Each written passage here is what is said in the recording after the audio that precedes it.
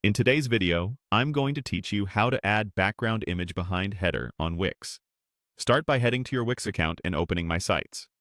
From there, choose the website you want to work on and click Select and Edit Site to open the Wix Editor. Give the editor a moment to load. You'll know you're ready when you see your page canvas and the left side toolbar. Now let's bring in the image. Open the Add options in the editor and choose Image. This is the quickest way to place a visual element on the page that you can position behind your header. When the image panel opens, select Free from Wix to browse Wix's stock library.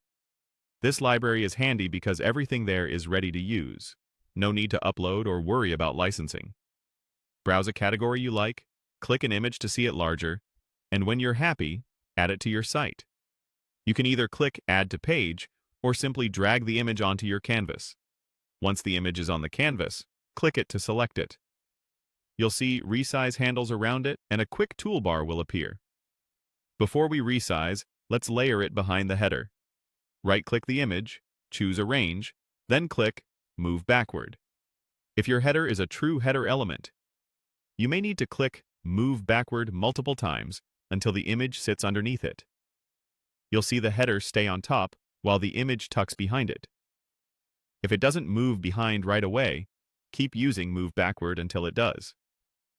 With the image layered correctly, refine the look.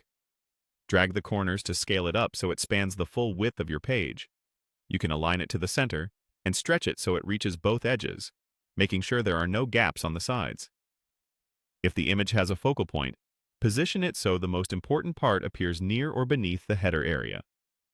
You can also use the image settings to adjust opacity or add a subtle overlay, which can improve text and menu readability without changing your header design. Take a moment to nudge the image up or down so it feels balanced with your header content and doesn't compete with your logo or navigation. When everything looks right, give your page a quick check in the editor preview. Finally, click Publish to push your changes live. That's it.